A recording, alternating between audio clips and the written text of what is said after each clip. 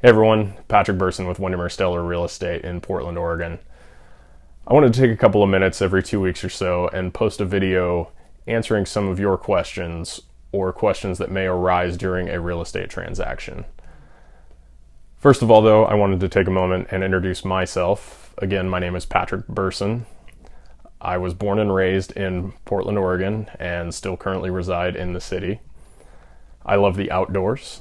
Anything that gets me outside makes me extremely happy. I love to kayak, camp, hike, fish, snowboard, you name it. As long as it's outside, I'm happy.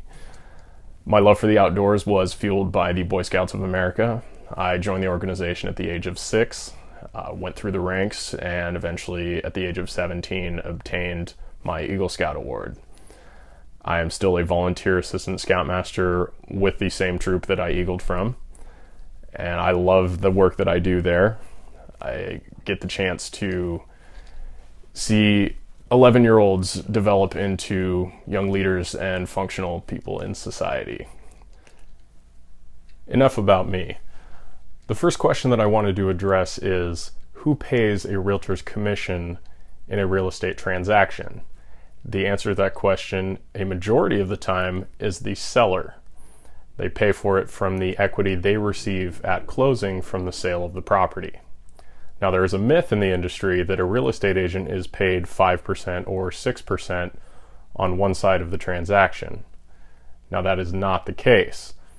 There is an agreed upon commission rate that the seller and the listing agent come to. So let's say it is 6%. Now, that 6% is broken down in several ways. First of all, if there's a buyer's agent involved and they bring a buyer in and the property goes under contract, then that buyer's agent is entitled to their commission. So the listing agent gets a percentage, the buyer's agent gets a percentage. Now, of those two percentages, each one has to pay their brokerage. Now, brokerage fees vary from brokerage to brokerage, but let's just say 50%. So of the commission that the listing agent receives, they have to pay out 50% to their brokerage. The buyer's agent has to do the same, 50% to their brokerage. Now, that leaves them with 1 to 1.6%, somewhere around there. And of that, they have to pay taxes.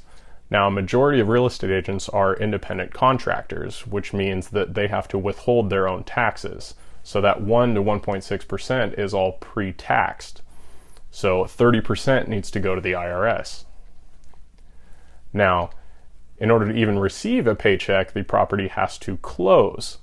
So the months that you spend with a real estate agent looking at property and the month to 2 months it takes to close the property, the real estate agent is not getting paid during that time. Just a thought. I want to thank everyone for watching and tune in next time for questions answered about earnest money.